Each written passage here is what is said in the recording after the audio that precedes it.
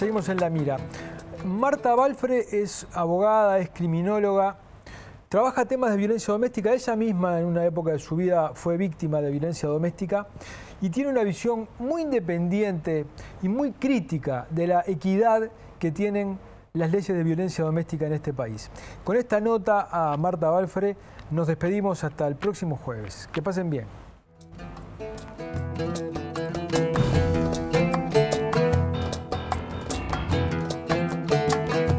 Marta, en estos días nos hemos enterado de este hombre que tuvo 14 meses preso por un presunto abuso de su hijo que al final no se comprobó, por lo menos el tribunal así lo entendió.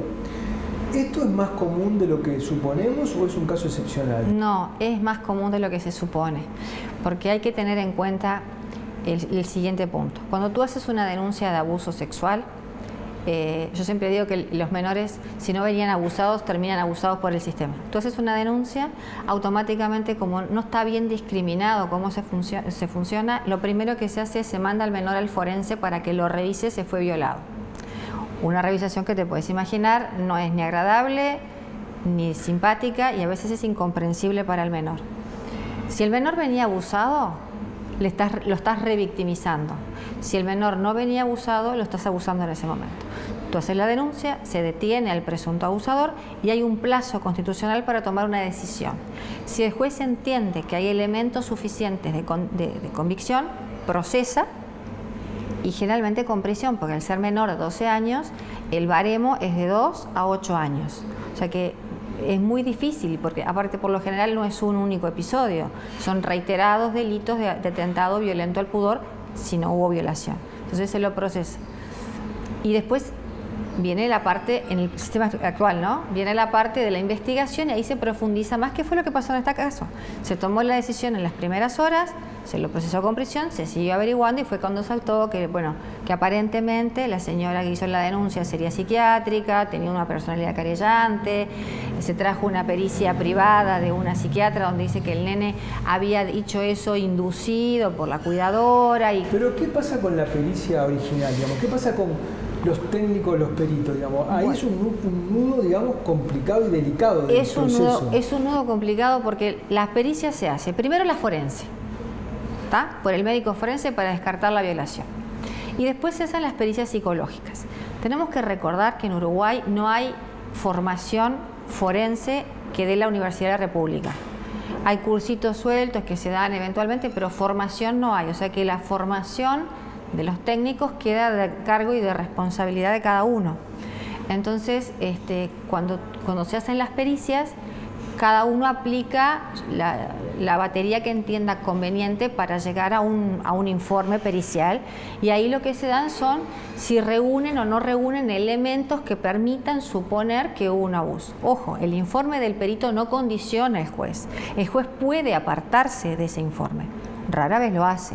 Ahora, si tú te paras desde el lugar del perito, es muy difícil, si te traen un nene con ese discurso tan armado, decir no fue abusado. Yo lo que creo que patina en nuestro sistema, y va a patinar después también, es la forma en que se evalúa la situación del abuso. O sea, tú no podés en un plazo tan corto hacer una entrevista a un niño pequeño y sacar una conclusión radical si fue o no fue. O sea, la única conclusión radical que podés sacar en el minuto es si fue violado, porque eso hay una constatación médica, no hay duda.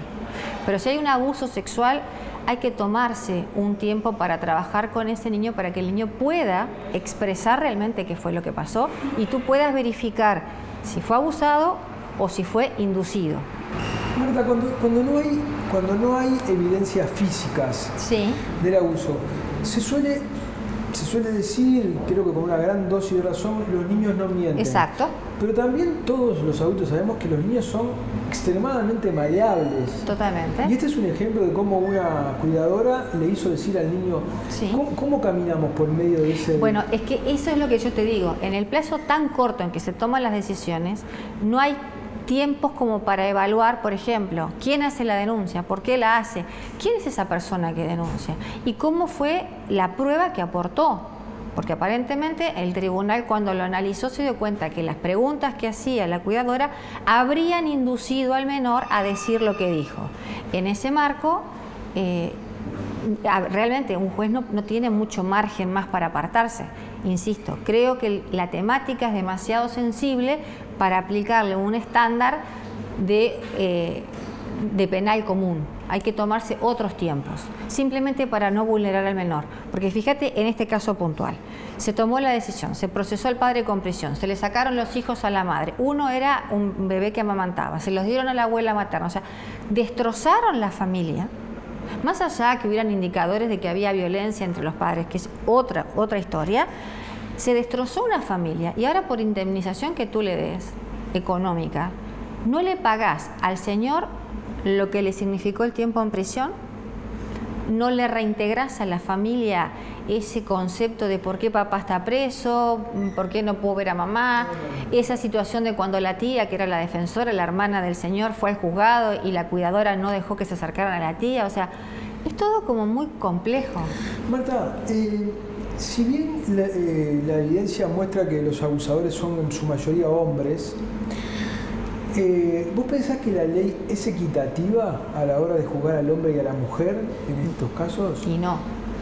Lo que pasa es que volvemos a lo mismo. Estamos insertos en una cultura donde el principio de inocencia parece que se tambalea un poco. Entonces, vos ya, si vas con una denuncia de abuso, ya, a ver, ya desde la parte de que te detienen, ya tenés la carga de, vos hiciste tal cosa, después la noche que pasás en el calabozo, después ya, o sea, vos ya vas con una presunción de culpa. En vez de, se invierte la carga de la prueba, en vez de ser el fiscal el que tiene la responsabilidad de probar que el hecho que se te imputa lo comete. Primero que se hizo y después que lo hiciste tú, sos vos el que tenés que probar tu inocencia. En un lapso tan corto y con un discurso tan sólido aparentemente en una grabación, y no tenés escapatoria, realmente no la tenés. Porque los plazos son cortos, insisto. En los casos de abuso no se puede tomar decisiones así. Pero respecto de hombres y mujeres, ¿funciona igual el sistema? No funciona igual, porque para empezar, psicológicamente hablando, los abusadores sexuales tienden sí a ser hombres y no mujeres. Las mujeres tienen una capacidad mayor de resiliencia para reponerse. El abuso de una madre a un hijo es más de tipo psicológico o emocional. Pero sí, es cierto, cuando hay una denuncia de abuso y hay un hombre involucrado, se tiende a presumir que es culpable, y cuando es una mujer se tiende a ser más considerado. Por ejemplo, en este caso, la denuncia era hacia los dos padres. Sin embargo, en el caso del señor, el juez entendió que había elementos suficientes de convicción y en el caso de la señora no. Pero si tú escuchás o lees la declaración de lo que dice el supuesto audio, el nene era abusado por ambos padres. Entonces, ¿cómo se comprende? ¿Y por qué pasa eso? Y porque estamos en una cultura que es así. Lamentablemente... Si uno escucha los discursos de las organizaciones feministas, dicen que está todo armado, que el sistema beneficia al hombre. Yo te diría que no. Te diría que no y te diría más que eso. Te diría, la ley de violencia doméstica, que fue súper necesaria en nuestro país, empezó siendo muy bien y ahora se ha convertido en una suerte de mecanismo rápido de sacar hombres de la casa y de prohibir contacto con los hijos. Entonces, con cualquier denuncia de violencia doméstica, tú lo sacás al señor de la casa y hasta que el señor no inicie un juicio de visita no puede ver a sus hijos. En ese lapso, los chicos quedan vulnerables al discurso del entorno. Entonces no entremos a discutir si existe el SAP o no, o la obstrucción de vínculo. Simplemente entra a un hecho concreto. Haces la denuncia, sacás al hombre de la casa, el señor hasta que no hace el juicio de visita no ve a los hijos y en el interín el niño queda en el entorno donde se lo denunció. Obviamente va a ser permeable ese discurso. Entonces yo creo que no, que la ley tutela a la mujer y los derechos del hombre quedan... La balanza se tuerce un poquito. ¿Y si el que denunciara fuera el hombre? Bueno, mira, te cuento un caso concreto. Sí. Un caso concreto que fue el hombre el que hace una denuncia de violencia doméstica psicológica y sexual contra su mujer. Entonces se hizo la audiencia y naturalmente si fuera al revés, enseguida se dispone el retiro del hogar. Acá el retiro del hogar se dispuso con la entrega de un dinero para que la señora pudiera alquilar. Entonces yo en un momento digo, pero no entiendo cómo es esto. Si este caso fuera al revés, esto no pasaría. Bueno, pero la doctora tiene que entender que la señora tiene que vivir... Pero cuando sacamos al hombre, lo sacamos y si tiene que ir al refugio, va al refugio. Entonces, ¿entendés que no es lo mismo?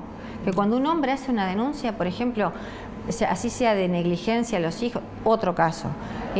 Una mamá que no cumplía con las vacunas, estás remando siempre contra la corriente. No es lo mismo defender a una mujer que defender a un hombre. Y eso pero te lo discuto de acá hasta donde quieras, porque tengo los casos para probártelo. No es lo mismo defender a un hombre que a una mujer. Cuando uno defiende a una mujer es más fácil el camino. Cuando uno defiende a un hombre, siempre tenés que estar luchando con el sistema, las pruebas y demás. Marta, ¿y cómo se explica que ante una misma denuncia, en el ámbito penal lo pueden encontrar inocente, pero en familia igual lo separan de su familia? Bueno, ¿cómo es eso? Te explico. Volvemos al caso. Suponete que en este caso concreto del abuso, el juez entiende que no hay elementos suficientes de convicción para procesarlo. Como es familia, lo deriva al juzgado de violencia doméstica para que en esa sede se le arme lo que se llama un CNA, que es Código de la Niñez y la Adolescencia, para que se evalúe si hay derechos vulnerados. Ese expediente, lamentablemente, entre los paros y la cantidad de trabajo que tienen los jueces, se dilata y puede pasar hasta un año que el señor no tenga contacto con sus hijos. Entonces, no encontraron elementos para procesarlo, pero sí se continúa dilucidando si puede haber derechos vulnerados. Cuando tú le planteas por un escrito, bueno, pero lo encontraron inocente, sí, pero igual puede haber derechos vulnerados, es otra sede, es otro patrón de evaluar las cosas. Es otra sede, pero en esa otra sede, en todo ese proceso, el juez todavía no llegó a la conclusión de que efectivamente es así. No, porque te explico. Más allá de que ponerle que el juez penal dijo yo no encuentro elementos, eso se archiva, pasa a familia. En familia se hace una audiencia, se lo deriva al equipo técnico, un equipo técnico que está sobrecargado de trabajo, las pericias se demoran mucho, en el interín se le ponen medidas cautelares para que no se acerque. Entonces, las cosas se van dilatando y te puede llegar al año. ¿Entendés? Te puede llegar al año donde tú no viste a tu hijo y quedas sujeto a una pericia que se haga eventualmente, a ver si tú tenés un perfil de pedófilo o no, de si el niño tiene algún derecho vulnerado, porque capaz que no fue abusado, pero vos vulneraste algún derecho de él por alguna otra cosa. O sea, es otra sede. Cuando tú lo discutís es lo que te dicen, pero es otra sede y tiene otro estándar. Es una cosa que yo no puedo entender cómo porque cuando un juez no resuelve sobre cuestiones materiales, ¿no? Si robó, si no robó, hay una cuestión material de por medio, pero cuando estamos hablando de cuestiones afectivas como es la relación con un hijo, que mientras no sepas si sos o no culpable te separen del hijo, es además un daño al hijo, ¿no? Es un daño al hijo, es un daño a todos. Yo siempre digo que están atacando el núcleo básico de la sociedad, que es la familia. O sea, lamentablemente los juzgados de familia tendrían que contar con más recursos para poder atender los casos y evitar estos daños colaterales que después son muy difíciles de subsanar.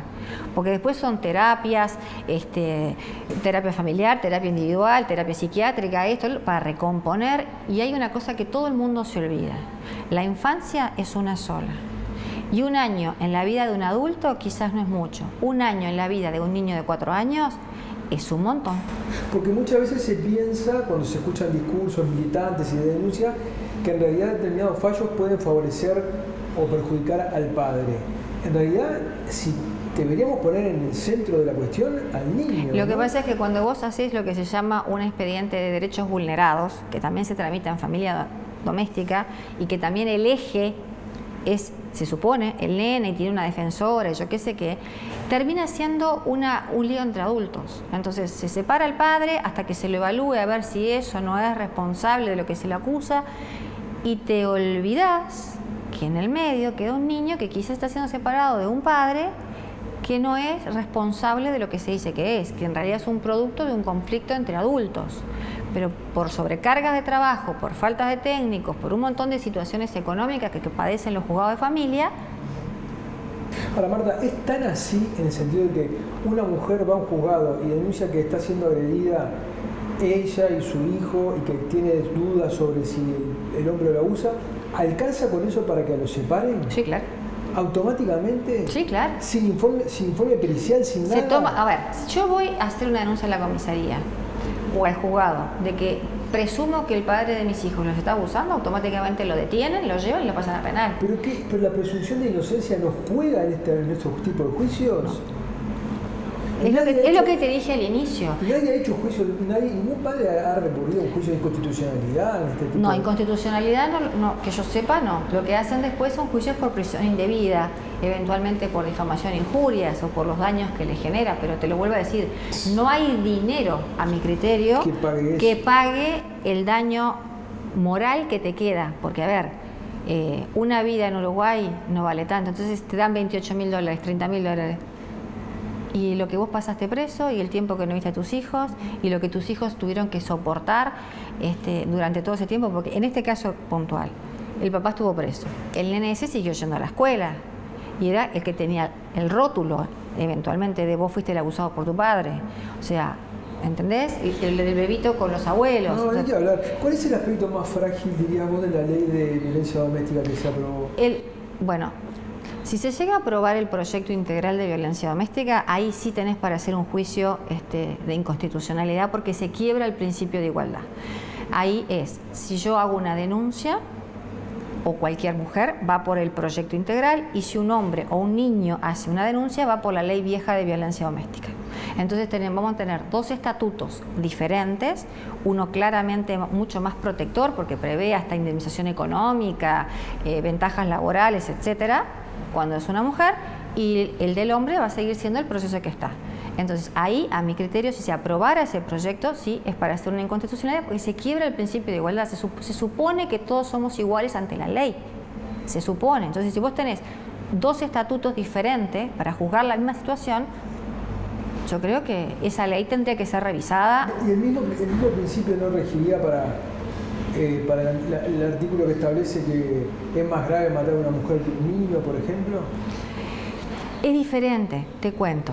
Insisto, vos no podés tener para juzgar el mismo delito dos estatutos. No podés tenerlo.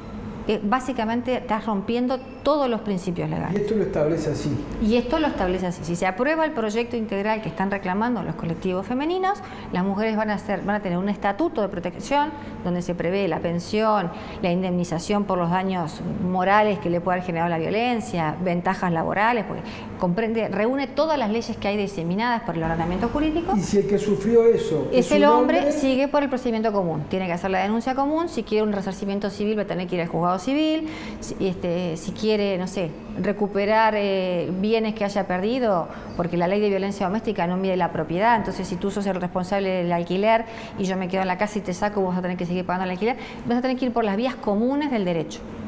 En cambio, la ley de las mujeres, todo eso lo contempla. La verdad, a mí me resulta difícil de comprender cómo algo de eso podría ser aprobado a tapas cerradas.